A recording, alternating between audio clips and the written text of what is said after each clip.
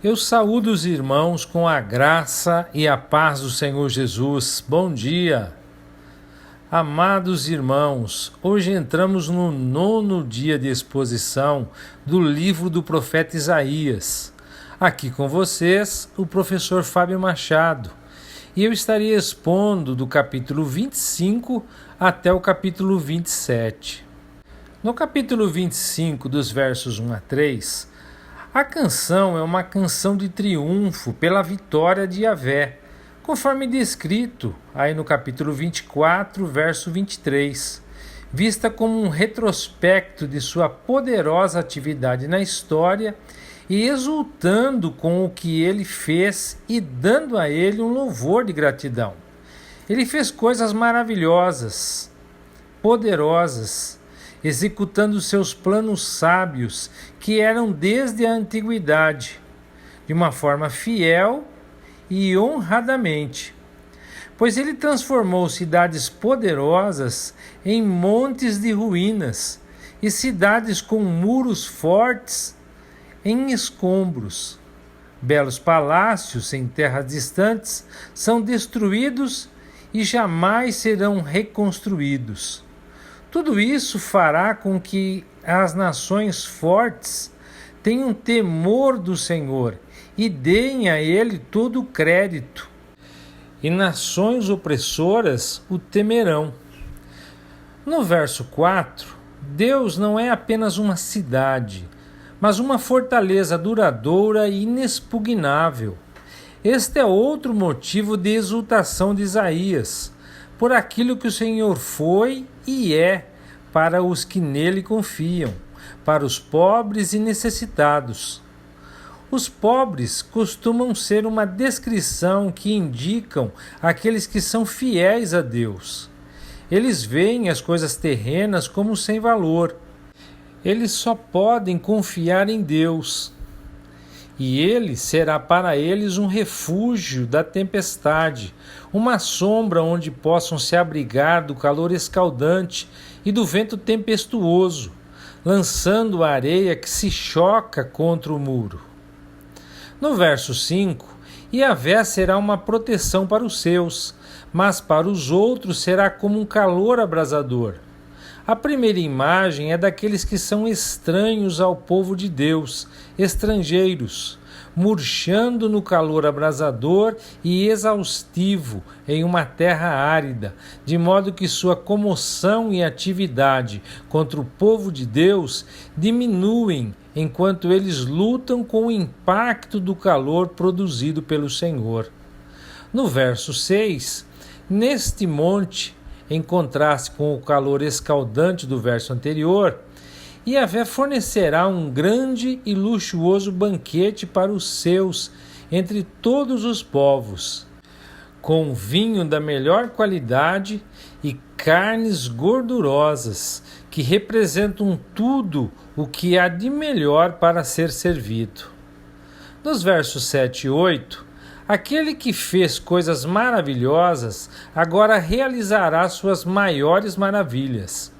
A morte será derrotada, mas aquela destruição do véu da morte foi de fato realizada neste monte, quando Jesus Cristo foi oferecido em sacrifício e ressuscitado em novidade de vida, derrotando a morte para sempre e tirando de seu verdadeiro povo o próprio medo da morte. Mas o significado principal da frase está no que foi realizado no reino eterno. A morte é vista como uma mortalha lançada sobre os povos, como um véu de luto estendido sobre as nações, uma sombra negra sobre todos os homens. Mas no monte de Yahvé, o lugar onde o povo de Yahvé finalmente será reunido, não haverá mais morte. A morte terá sido engolida para sempre. O luto será uma coisa do passado. Todas as lágrimas terão sido removidas pelo soberano Senhor, Yahvé. Sua reprovação será retirada. No verso 9, o povo deve cantar em resposta aos eventos ocorridos no verso anterior.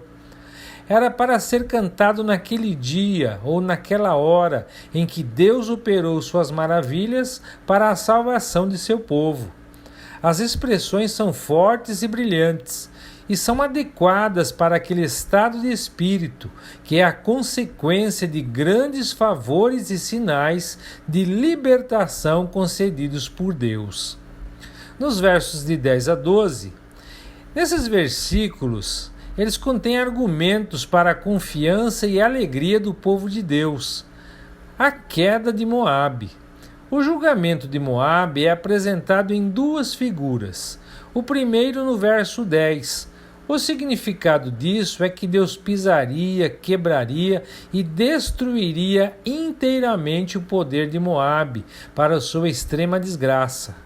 No segundo, Deus é comparado a um nadador, nadando na terra de Moabe como se fosse em um grande mar ou rio, estendendo as mãos até os limites extremos de Moabe e golpeando com os braços tudo o que se opõe a ele, seu orgulho e suas obras perversas. No capítulo 26, dos versos 1 a 4, naquele dia se refere ao dia glorioso em que a morte será derrotada e os dias futuros de libertação. Aqui é descrita a cidade onde o Senhor está reinando, Jerusalém ou Monte Sião. Suas paredes e baluartes são a salvação, pois é a cidade da salvação. Os justos, aqueles que são verdadeiros crentes, entram e serão salvos. Nessa cidade não há mais morte. Todos os redimidos fluem para ela de entre todos os povos. Será cheia da presença de Deus, que os protegerá de todo o mal. Seu povo agora é instado a confiar em Yahvé para sempre, porque ele é uma rocha eterna e infalível. Nos versos 5 e 6, em contraste com a cidade forte, está a cidade do orgulho, a cidade elevada, a cidade que representa o mundo que rejeitou a Deus. Ela pode ser a Babilônia, Nínive, Roma ou qualquer outra. Empoleirada em sua altura e parecendo estar segura, até que Yahvé a derrube. A ideia é que os pobres e necessitados, aqueles que confiam em Yahvé, sairão como vencedores, enquanto a cidade elevada não existirá mais. No verso 7, são aqueles que são justos diante de Deus, aceitos por Ele por meio de sua aliança e reconciliados com Ele dessa forma, são os que são retos e andam no caminho reto. No verso 8, o pensamento, portanto, parece ser que eles escolheram andar nos caminhos que o Senhor estabeleceu, esperando constantemente nele. Isso ocorre porque o desejo de todo o coração é glorificar seu santo nome. Nos versos 9 e 10, Isaías buscava a Deus noite e dia, pois quando Deus trazia seus juízos à terra, as pessoas aprendiam a justiça. Entretanto, a bondade de Deus para com os perversos não os constrange a fazer o bem. Ainda que outros pratiquem a justiça, eles continuam na maldade, não considerando a majestade de Deus.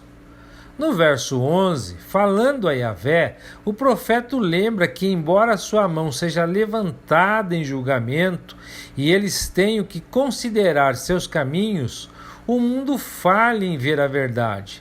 Eles não veem sua majestade, sua glória ou sua santidade.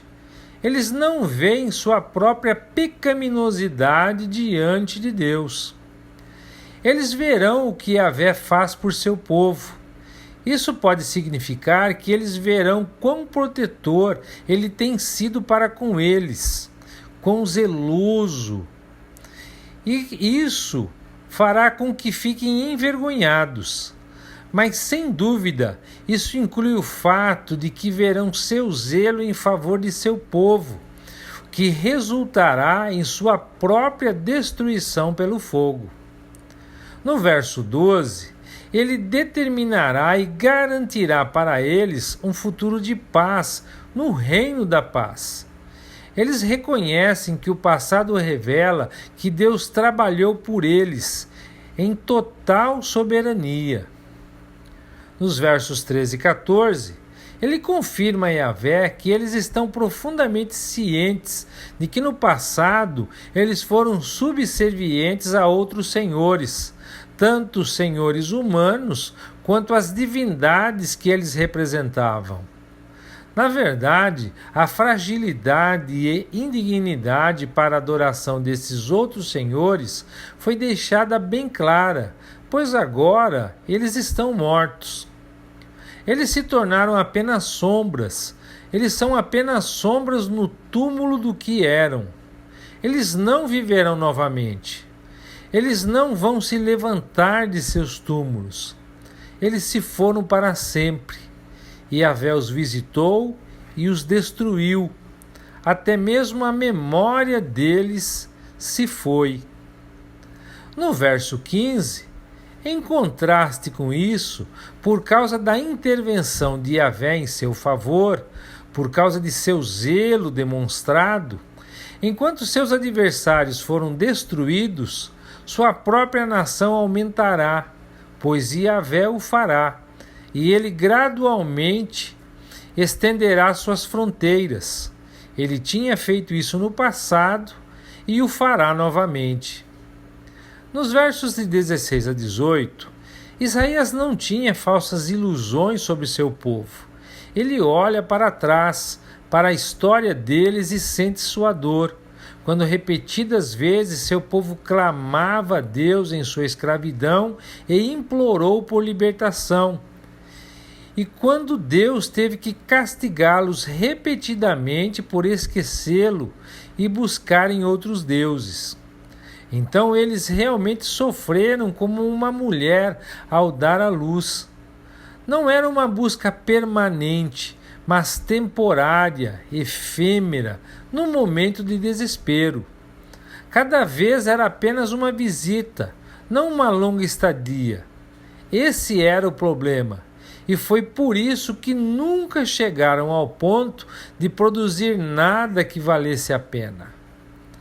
No verso 19, Yahvé dá sua resposta à confissão de Isaías sobre a culpa e indignidade do povo. E que resposta! Eles podem ter falhado, mas seu Deus não falhará. E então vem a promessa da ressurreição corporal do verdadeiro povo de Deus.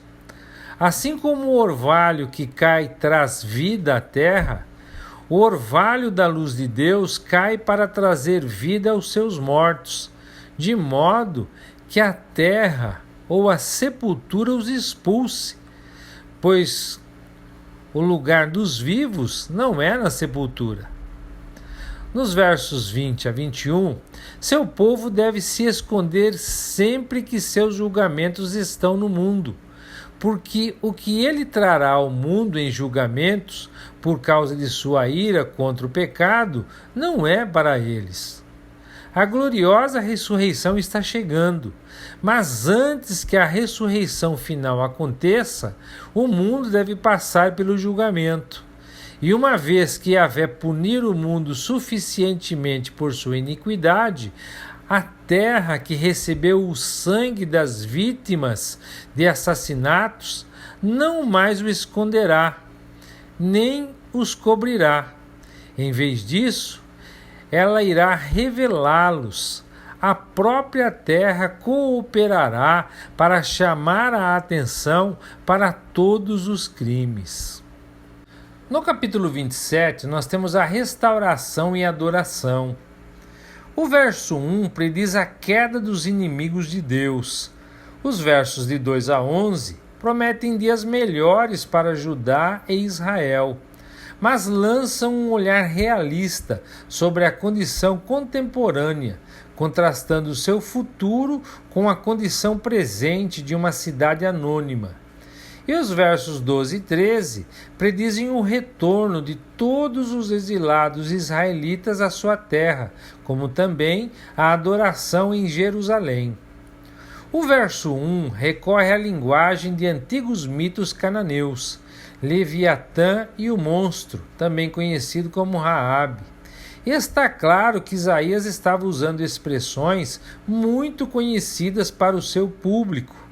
De forma igualmente clara, o profeta usa essa linguagem de maneira metafórica para descrever os inimigos históricos de Yahvé. Leviatã pode bem simbolizar a Assíria e o monstro, o Egito. Outras comparações têm sido sugeridas, mas essa interpretação estabelece um equilíbrio perfeito com os versos 12 e 13. Dos versos 2 a 5, naquele dia, se refere a um dia futuro em que Deus age. Ele cuidará deles. Deles quem? Da sua vinha, Israel e Judá. Os guardará, os regará e cuidará deles noite e dia. Eles estarão totalmente seguros e bem cuidados em suas mãos. É uma imagem de constante vigilância e cuidado. Deus garante ao seu povo que, então, ele não ficará mais zangado com eles. Essa raiva teria sido aplacada. Ele garante a Isaías que, se houver sarças e espinhos para lutar contra a sua vinha, que ele marcharia sobre eles e os queimaria. Exceto, é claro, se eles fizessem as pazes com Deus.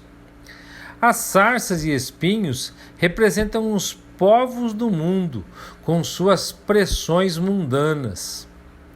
No verso 6, todo o propósito de Deus para seu povo é que eles possam, como uma videira, criar raízes, florescer e encher o mundo inteiro de frutos.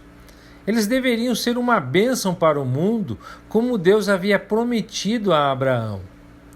Nos versos de 7 a 9, Isaías agora mostra que, embora Yahvé tenha ferido Israel e feito homens serem mortos, ainda assim ele não o fez na extensão que fez com seus inimigos.